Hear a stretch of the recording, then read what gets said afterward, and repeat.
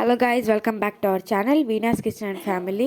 మేము శ్రీకాకుళం వెళ్తున్నామని మీకు ఆల్రెడీ చెప్పేశాము. అది బోల్డ్ అండ్ షార్ట్స్ కూడా పెట్టాను, అది తొందరగా వెళ్ళి చూసేయాలి. ఇక్కడ చూడండి, మేము తులసి బస్ ఎక్కామన్నమాట. యాక్చువల్లీ మేమైతే ఒక రోజు ముందే మీ అందరికి చెప్దాం అనుకున్నాము ఈరోజు వెళ్తున్నామని, కానీ టైం సరిపోక ప్యాకింగ్ అవన్నీ చేసాము. ఇక్కడ చూడండి, రేపు అంటే భోగి అనమాట. మాకు పెద్ద పండుగ, అక్కడ బాగా సెలబ్రేట్ చేస్తారు, జాతరలు కూడా అవుతుంటాయి, అందుకే వెళ్ళాము.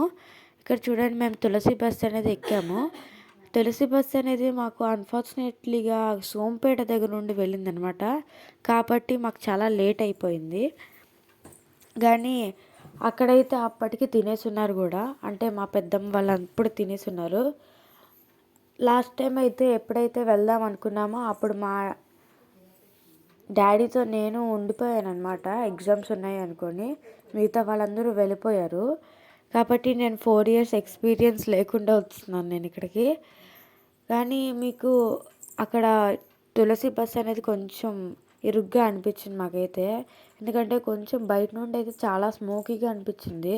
ఎక్కడ చూసినా సరే కాలేని వాసన అది పడలేదన్నమాట, కాబట్టి తలనొప్పి వస్తుంది. అయితే ఉద్యాన్ కూడా ఏం తినలేదు. ఇక్కడికి వచ్చాక ఏదో చిప్స్ ప్యాకెట్ ఏదో తీసుకొని, స్నాక్స్ ఏదో తీసుకొని తిన్నామన్నమాట.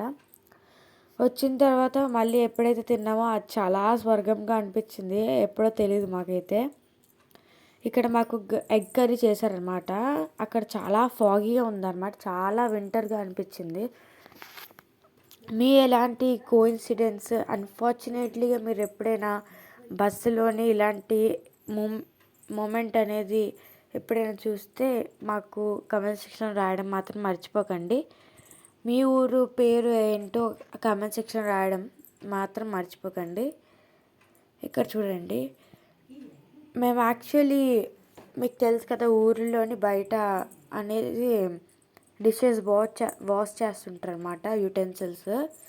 ఇక్కడైతే కుక్కలు కూడా చాలా ఫ్రెండ్లీగా అనిపించింది నాకైతే, ఎందుకంటే మేము వైట్ రైస్ పెట్టినా సరే ఇది చాలా ఆకలితో తిన్నది.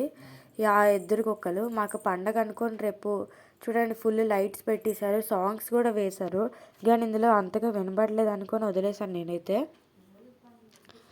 చాలా ఆకలితో తినాయి అనమాట. నాకైతే ఊర్లోని చాలా మొండిగా ఉంటాయి డాగ్స్ అని అనుకుంటారు, కానీ ఏం కాదు. ఈ వీడియో మీకు నచ్చితే లైక్, షేర్, సబ్స్క్రైబ్ చేయడం మాత్రం మర్చిపోండి. బాయ్.